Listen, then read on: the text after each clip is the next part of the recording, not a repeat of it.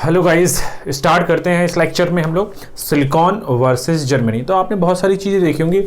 जो जर्मेनियम है उसका एनर्जी गैप कम है, एनर्जी बैंड गैप कम है, और जो इसकी मोबिलिटी है वो ज़्यादा है।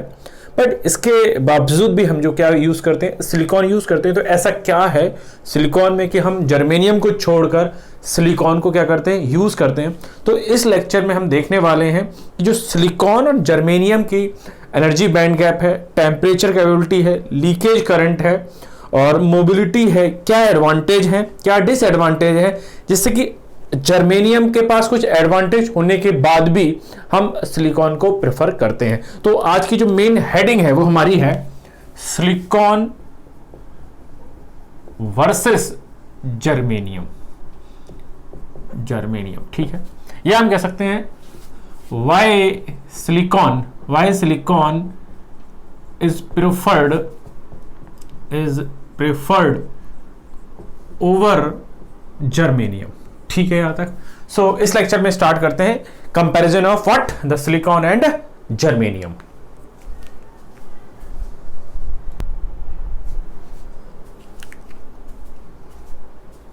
तो देखते हैं कंपैरिजन क्या है। तो मैंने कंपैरिजन एक चार्ट बनाया है, सीरियल नंबर, कंटेंट, सिलिकॉन और जर्मेनियम। ठीक है, तो पहला पॉइंट देखिए, energy gap of silicon is 1.21 electron volt, but germanium का है 0.78 लॉग। तो ये जो बन गया इसका ड्रॉबैक हो गया। क्या हो गया इसका, ये ड्रॉबैक है, और ये जर्मेनियम का क्या बन गया, एडवांटेज। ठीक है, यहां तक आगे बात करते हैं। जो मोबिलिटी है, मैंने सिर्फ इलेक्ट्रॉन की मोबिलिटी ली है, होल्स की मोबिलिटी नहीं ली है। ठीक है, तो यहां पर mobility of electron in silicon less है, यहां पर ये भी इसका ड्रॉबैक बन गया, ड्रॉबैक। यहां ये बन गया एडवांटेज, यानी कि जो सिलिकॉन है वहां मोबिलिटी ज्यादा है, तो कम है इलेक्ट्रॉन की, बट जर्मेनियम में ज्यादा।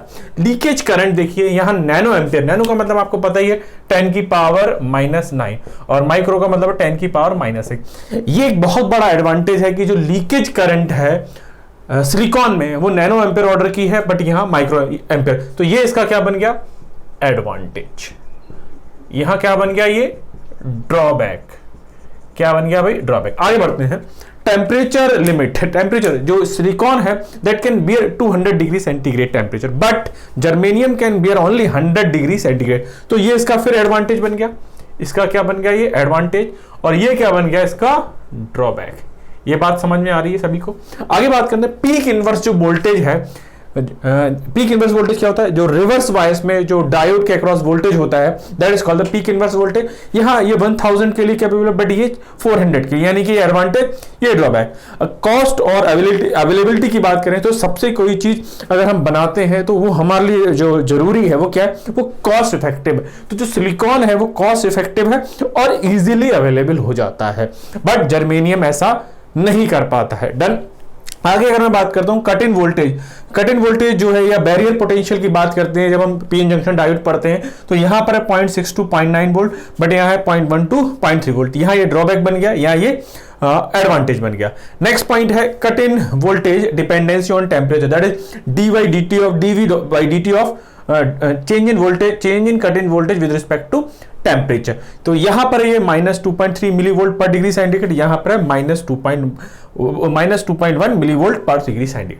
तो अगर मैं बात करता हूं एडवांटेज की, अगर मैं सिलिकॉन को यहां लेता हूं, सिलिकॉन के एडवांटेज देखता हूं, सिलिकॉन एडवांटेज। ठीक है, यहां मैं जर्मेनियम को देखता हूं। अगर मैं थ्योरेटिकल बात करता हूं, ये तो मैथमेटिकल एक्सप्रेशन के साथ बात हो गई। तो अगर मैं सिलिकॉन को देखता हूं एडवांटेज के रूप में, तो पहला एडवांटेज क्या है मेरे सामने, reverse leakage current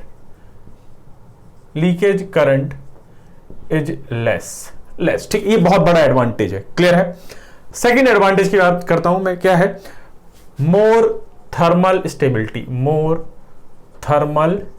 stability. Meaning क्या है, एक तो लीकेज करंट कम है, प्लस ये टेम्परेचर ज्यादा बियर कर सकता है, यानी कि जो जर्मेनियम है वो लेस थर्मली स्टेबल है, बट ये मोर थर्मली स्टेबल है। आगे बात करते हैं थर्ड एडवांटेज की। थर्ड एडवांटेज देखें, मोर PIV, मोर पीक इनवर्स वोल्टेज। ये ज्यादा रिवर्स बायस कंडीशन में ये ज्यादा अच्छा वोल्टेज को बियर कर सकता है, ये कम कर सकता है। नेक्स्ट है cheap, that is cost effective है, ठीक है।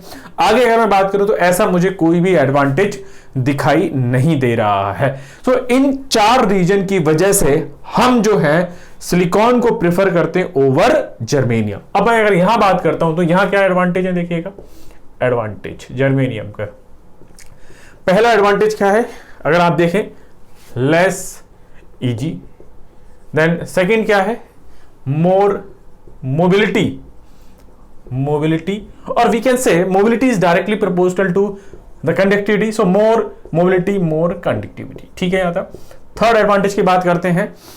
थर्ड एडवांटेज क्या हो सकता है यहां पर, लेस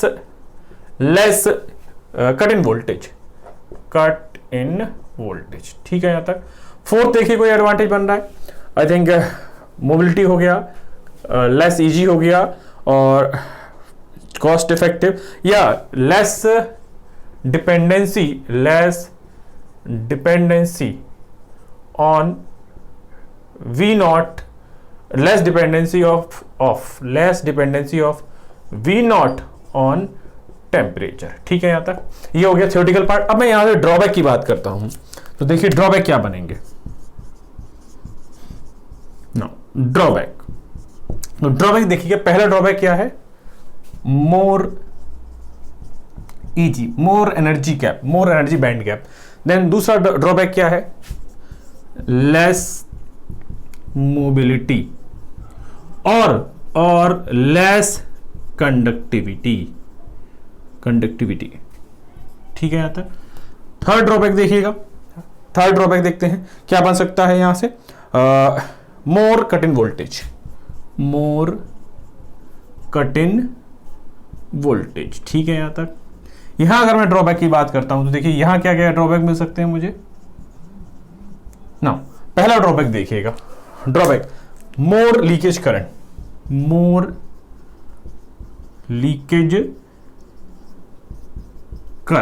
ठीक है। यहां तक दूसरा ड्रॉबैक देखिएगा, दूसरा ड्रॉबैक क्या हो सकता है, less temperature stability,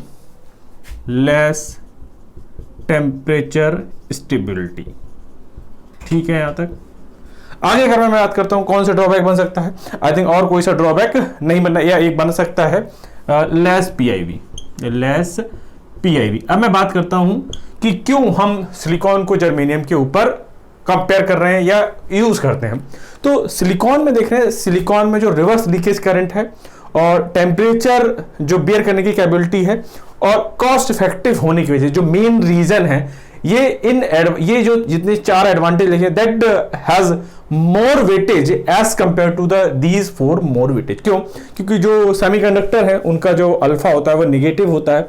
alpha negative का मतलब क्या होता है ये आपको पता है। अगर अल्फा निगेटिव है तो टेम्परेचर बढ़ेगा तो रेजिस्टेंस घटेगा तो करंट बढ़ेगी तो फिर टेम्परेचर बढ़ेगा, और टेम्परेचर बढ़ेगा तो क्या होगा, थर्मल ब्रेकडाउन। क्लियर?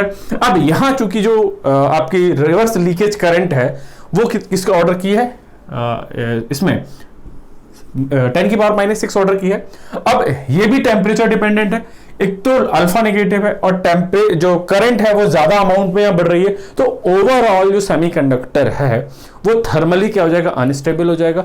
जब ये थर्मली अनस्टेबल हो जाएगा तो हमारा जो डिवाइस है वो डैमेज हो जाएगा। तो हमें एक ऐसा मटेरियल चूज करना है, एक ऐसा डिवाइस पकड़ना है जो थर्मली मोर स्टेबल हो। तो थर्मली मोर स्टेबल कौन दिख रहा है मुझे, सिलिकॉन दिख रहा है। इस वजह से जो है हम अपने इलेक्ट्रॉनिक्स में या एनालॉग इलेक्ट्रॉनिक्स में बात करें, सिलिकॉन को जर्मेनियम की अपेक्षा ज्यादा यूज करते हैं।